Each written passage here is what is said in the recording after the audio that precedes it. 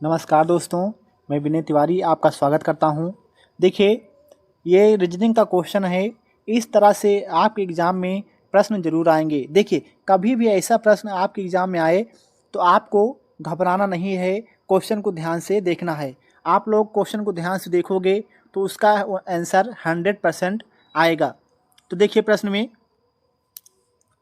एक कूट भाषा में सेंट्रल को LARTNEC की तरह लिखा जाता है, तो सेमिनार को उस भाषा में किस प्रकार लिखा जाएगा। तो देखिए यहाँ पर सेंट्रल है, सेंट्रल को हम क्या करें कि हमारा यहाँ पर LARTNEC हो जाए। तो देखिए सेंट्रल जो है इसको हम उल्टा कर देंगे, यानी पलट देंगे। देखिए इसको हम पलटेंगे तो क्या होगा, यहाँ पर C है, यहाँ देखिए C, यहाँ E है, यहाँ पर E आ रहा है, यहाँ पर N है, यहाँ पर N हो गया, यहाँ पर T है, यहाँ पर T देखिए, यहाँ पर R है, यहाँ पर R हो गया, यहाँ A है, यहाँ पर A, यहाँ पर L हो जाएगा। तो इसमें क्या किया है, सेंट्रल को पलट दिया है। इसी तरह से हम क्या करेंगे, यहाँ पर सेमिनार लिखा हुआ है, इसको भी हम पलट देंगे। देखिए यहाँ पर R है, पहले हम R लिखेंगे, देखिए R, फिर उसके बाद में A, उसके बाद में N, उसके बाद में I, उसके बाद में M और उसके बाद में E और S। देखिए इस तरह से किस ऑप्शन में है, तो ऑप्शन नंबर C में है। ऑप्शन नंबर C आपका राइट आंसर हो जाएगा। तो देखिए इसे आप एक तरीके से और भी सोल्व कर सकते हो। यहाँ देखिए R है, हम देखेंगे क्या किसी के सामने R है, तो देखिए इसमें R नहीं है, ये गलत हो जाएगा। इसमें भी R नहीं, ये भी नहीं होगा। इसमें भी R नहीं है, ये भी नहीं होगा। तो आपका R इसमें है, तो ये आपका राइट आंसर हो जाएगा। आशा है कि इस तरह से क्वेश्चन आपके एग्ज़ाम में आएंगे तो आप बहुत ही आसानी से इसे सोल्व कर लोगे। चलिए देखते हैं नेक्स्ट क्वेश्चन।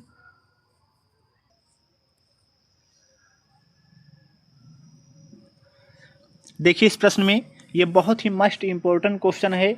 इस तरह से क्वेश्चन आपके एग्ज़ाम में ज़रूर आएंगे। कभी भी ऐसा प्रश्न आपके एग्ज़ाम में आए तो आपको क्वेश्चन को ध्यान से देखना है, उसके बाद में उसे सोल्व करना है। तो देखिए वीडियो को पॉज करिए, आप इसे खुद से सोल्व करने का प्रयास करो। तो देखिए यहाँ पर दिए गए विकल्पों में से लुप्त संख्या ज्ञात कीजिए। देखिए यहाँ पर जो प्रश्नवाचक चिन्ह है, इसी स्थान पर बताना है कि कौन सी संख्या आएगी। तो देखिए जब इस तरह से क्वेश्चन आते हैं तो हम देखते हैं कि बड़ी संख्याएं कहाँ हैं, किस साइड में हैं। तो देखिए यहाँ पर 42 है, यहाँ पर 68 है, यहाँ पर 92 है। तो हम देखेंगे कि यहाँ पर 42, 68 और 92 कैसे आया है। तो देखिए जहाँ पर बड़ी संख्याएं होती हैं, जिससे इस साइड में बड़ी संख्याएं होती हैं, आप लोग इधर से सोल्व करोगे तो ये क्वेश्चन सोल्व हो जाते हैं। अधिकतर क्वेश्चन जिस साइड में बड़ी संख्याएं होती हैं उधर से सोल्व हो जाते हैं। तो देखिए यहाँ पर 10 है, यहाँ पर 5 है, यहाँ पर 6 है। इन तीन संख्याओं का आप कुछ भी करिए, जोड़िए, घटाइए या गुणा करिए, मगर यहाँ पर 42 लेके आइए। तो देखिए यहाँ पर 10 है, यहाँ पर 5, इनको हम प्लस करेंगे तो हमारा 10 और 5 15, 15 6 21 हो जाएगा। देखिए 21 हुआ, 21 को हम गुणे 2 कर देंगे तो हमारा कितना हो जाएगा, हमारा हो जाएगा 42। देखिए 42 यहाँ पर आ रहा है। तो इसमें क्या किया है, इन तीन संख्याओं को पहले जोड़ा और गुणे 2 कर दिया। इसी तरह से यहाँ देखिए बगल देखिए, यहाँ पर 17 है, ये 3 है, इसको हम प्लस करेंगे तो हमारा 20 हो जाएगा। 20 में 14 प्लस करेंगे तो हमारा होगा 34। 34 को गुणे 2 कर देंगे तो हमारा हो जाएगा 68। देखिए 68 यहाँ पर आ रहा है। इसी तरह से यहाँ देखिए 8 है, ये 15 है, इसको हम प्लस करेंगे तो हमारा हो जाएगा 23। 23 हुआ, यहाँ 92 है, 92 का आधा कितना होता है, 92 का आधा होता है 46। तो यहाँ पर 23 हुआ है, 23 में हम कितना जोड़ें कि हमारा 46 हो जाए। तो देखिए 23 में हम ये 23 प्लस कर देंगे, ऑप्शन नंबर बी वाला 23 प्लस कर देंगे तो हमारा हो जाएगा 46। 46 को हम गुणे 2 कर देंगे तो हमारा हो जाएगा कितना, 92 हो जाएगा। तो आपका ऑप्शन नंबर बी राइट हो जाएगा। चलिए देखते हैं नेक्स्ट क्वेश्चन।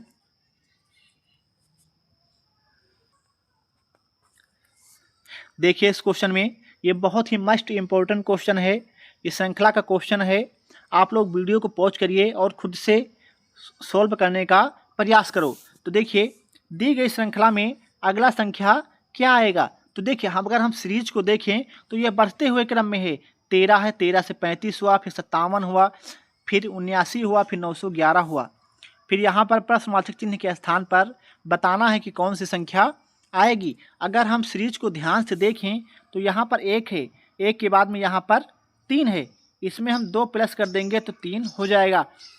उसके बाद में देखिए यहाँ पर 3 से एक अक्षर छोड़ेंगे, दूसरे अक्षर में +2 करेंगे, 3 2 5 हो जाएगा। तो इसमें क्या कर रहा है, एक अक्षर को छोड़ता है, दूसरे अक्षर में 2 प्लस कर देता है और इसका आंसर आ रहा है। यहाँ देखिए यहाँ पर 5 है, 5 में हम 2 प्लस करेंगे तो हमारा 7 होगा, 7 में 2 प्लस करेंगे 9 होगा, अगर हम 9 में 2 प्लस कर देंगे तो कितना होगा, हमारा 11 होगा। यहाँ देखिए 3 है, 3 में हम 2 प्लस करेंगे तो हमारा 5 हो जाएगा, 5 में 2 प्लस करेंगे 7 होगा, 7 में 2 प्लस करेंगे तो हमारा 9 हो जाएगा, 9 में 2 प्लस करेंगे तो 11 होगा, 11 में 2 प्लस करेंगे तो हमारा हो जाएगा 13। तो 11 और 13 किस ऑप्शन में है, ऑप्शन नंबर बी में है। ऑप्शन नंबर बी आपका राइट आंसर हो जाएगा।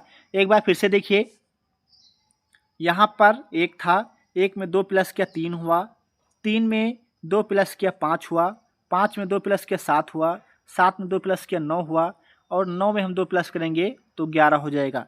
यहाँ ऊपर देखिए 3 है, 3 में 2 प्लस करेंगे तो हमारा 5 हो जाएगा। यहाँ 5 में 2 प्लस करेंगे 7, 7 में 2 प्लस करेंगे 9, 9 में 2 प्लस किया 11, 11 में 2 प्लस करेंगे 13 होगा। आशा करता हूँ कि एक प्रश्न आपको समझ में आया होगा। चलिए देखते हैं नेक्स्ट क्वेश्चन।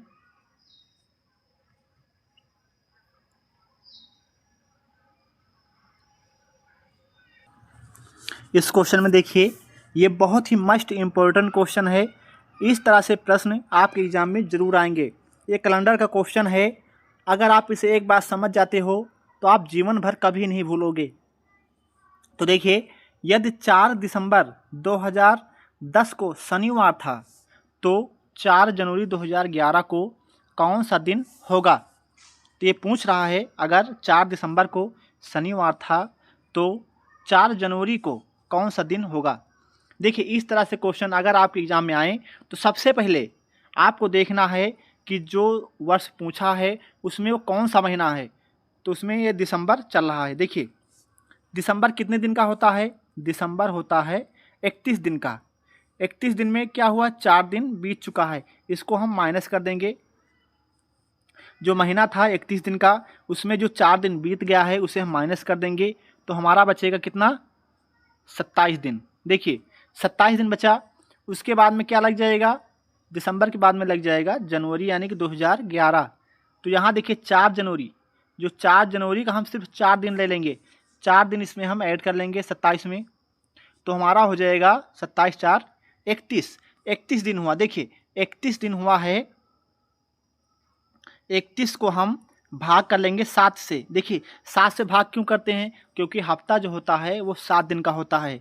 31 को हम 7 से भाग करेंगे तो हमारा हो जाएगा 7 चौक 28। देखिए 7 चौक 28 हुआ। 31 में हम 28 माइनस करेंगे तो हमारा बचेगा 3। देखिए जो शेष हमारा 3 दिन बचा हुआ है इसी को हम ले लेंगे बस। ये जो 3 दिन हमारा शेष बचा है इसको हम क्या करेंगे, जो शनिवार है इसमें हम ऐड कर देंगे। शनिवार में हम एक दिन ऐड करेंगे तो हमारा होगा रविवार, दूसरा दिन ऐड करेंगे तो हमारा हो जाएगा सोमवार, अगर तीसरा दिन ऐड करेंगे तो हमारा होगा मंगलवार। तो आपका ऑप्शन नंबर वी राइट हो जाएगा। आशा है कि इस तरह से क्वेश्चन आपके एग्जाम में आएंगे तो आप बहुत ही आसानी से इसे सोल्व कर लोगे। चलिए एक बार फिर समझने का प्रयास करते हैं। यहाँ पर 4 दिसंबर था, 4 दिसंबर यानी कि जो दिसंबर होता है 31 दिन का होता है। 31 दिन में हमने क्या किया है, 4 दिन माइनस कर दिया तो हमारा बचा 27 दिन। देखिए 27 दिन बचा। उसके बाद में लग गया 2011 जनवरी। जो जनवरी हमारा है वो 4 दिन इसमें हम लेंगे, जनवरी का 4 दिन, इसको हमने ऐड किया तो हमारा हुआ 31 दिन। देखिए 31 दिन हुआ, 31 को हम 7 से भाग कर देंगे तो हमारा कितना बचेगा, 31 से हम भाग करेंगे तो हमारा होगा 7 चौक 28। देखिए 7 चौक 28 हुआ। उसके बाद में हमारा शेष बचा 3, जो शेष हमारा 3 बचा हुआ है उसको हमने शनिवार में ऐड कर दिया। तो शनिवार में 3 दिन हम ऐड करेंगे तो होगा हमारा रविवार, सोमवार और मंगलवार। तो यहाँ पर आपका ऑप्शन नंबर बी राइट हो जाएगा। आशा है कि इस तरह से क्वेश्चन आपके एग्जाम में आएंगे तो आप बहुत ही आसानी से इसे सोल्व कर लोगे। चलिए देखते हैं नेक्स्ट क्वेश्चन। देखिए इस प्रश्न में ये पासा का क्वेश्चन है और ये बहुत ही मस्ट इम्पोर्टेंट क्वेश्चन होता है। इस तरह के क्वेश्चन आपके एग्जाम में जरूर आएंगे। देखिए कभी भी ऐसा प्रश्न आपके एग्जाम में आए तो इसे सिर्फ आप 2 सेकंड में सोल्व कर सकते हो।